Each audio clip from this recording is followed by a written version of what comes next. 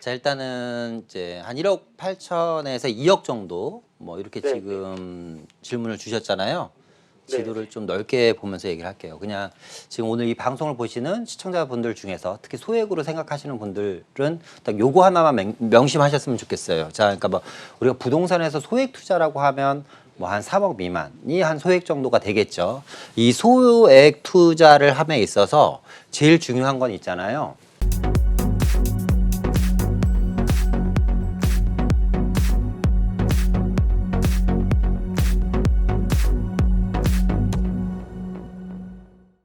어떤 점이 궁금하실까요? 제가 여유 자금이 한 1억 8천에서 한 2억 정도 가지고 있는데요. 네. 이게 아파트는 금액이 조금 부족할 것 같아서 이제 네. 앞으로 투자 가치가 좀 높은 곳에 좀 투자를 하고 싶어가지고 네. 전화를 드렸어요.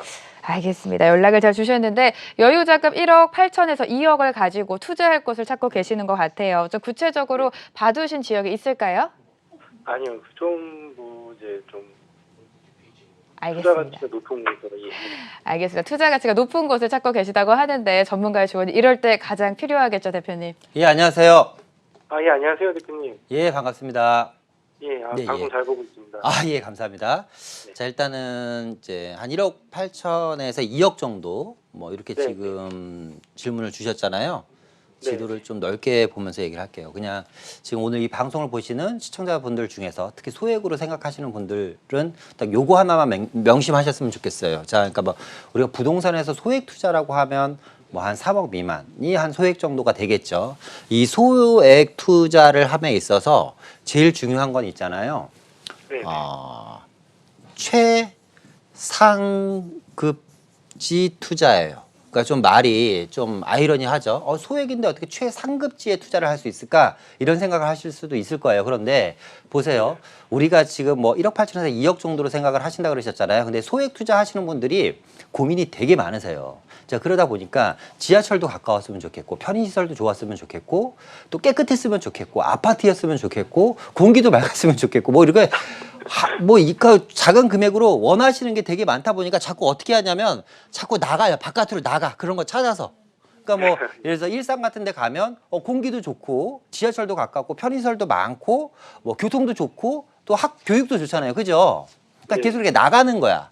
물론 이제 일산이라는 지역이 투자하기 적합하지 않다 이렇게 말씀드린 건 아니지만 자, 나가다 보니까 뭐예요? 자꾸 그러니까 우리 부동산이라는 건 돈을 가지고 물건을 사서 수익을 내는 거거든요. 근데 이걸 다시 뒤집어서 얘기하면 돈으로 어떻게 보면 시간을 사버리는 거예요. 내가 지금 한 2억 정도를 투자해서 2년 후에 일어날 시간을 미리 땡겨서 사버리는 거거든요. 근데 아무래도 중심지가 외곽보다는 많이 오를 거 아닙니까? 그죠? 그리고 이 중심지 같은 경우는 또 뭐예요?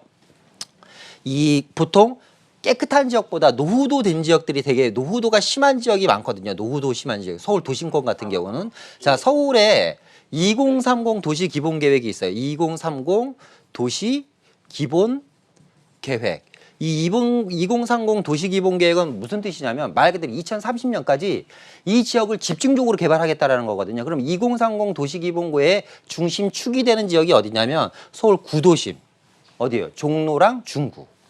영등포, 여의도, 강남, 그리고 용산 이 네 군데 지역입니다. 이 네 군데 지역이 2030 도시기본계획에서 중심축이 되는 지역인데 자, 조만간 아마 내년 정도에 2040 도시기본계획이 또 발표될 예정이에요. 이건 무슨 뜻이냐면 2040년까지 서울의 중심축이 될 지역을 개발하겠다라는 거거든요. 근데 2040 도시기본계획 이제 발표하시면 여러분들도 뉴스라든가 언론을 통해서 보시면 아시겠지만 이 네 군데 또 세 군데가 어디냐면 도심, 영등포, 여의도, 강남, 또 용산이에요. 이 지역들의 특징이 뭐예요? 뭐 강남 같은 경우는 사실은 완벽하죠. 하지만 이 구도심이라든가 용산이라든가 영등포 지역은 노후도가 되게 심하잖아요. 그죠? 입지는 좋은데 노후도가 상당히 심하다 보니까 이런 지역을 집중적으로 10년, 20년, 30년에 걸쳐서 강남만큼 만들겠다라는 거거든요. 그래서 따라서 저는 뭐 얘기가 상당히 길어졌는데 결론을 말씀드리면 이 지금 한 1억 8천에서 2억 정도 되는 자금 갖고 최상급지로 가라고 말씀드렸으니까 이 중에서 최상급지는 강남 중에서도 압구정동 같은 지역이 최상급지일 거 아니에요. 그죠? 근데 압구정동은 힘드니까 압구정동 인접 지역에 있는 강남이라든가 용산이라든가 이 2030 도시기본계의 핵심 지역에는 안 나와 있지만 향후에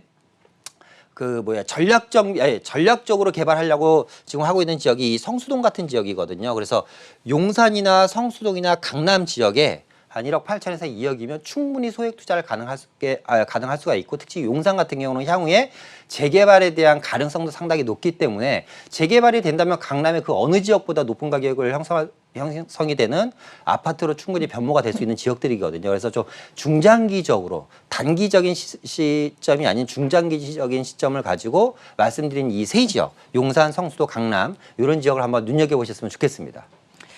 네, 강남과 예. 용산, 성수 좀 긴 호흡으로 관심 있게 봐라라는 전략을 세워주셨고요.